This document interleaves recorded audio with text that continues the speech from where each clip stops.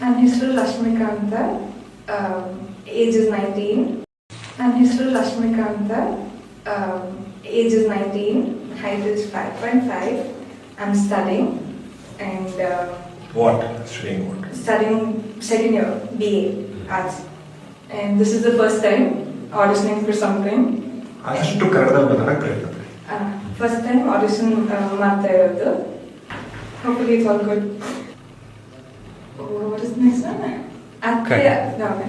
ಅತ್ತೆ ಆಗೋರ್ ಮುಂದೆ ಅಸಭ್ಯ ಮಾತಾಡಕ್ಕೆ Okay, I'm not getting it.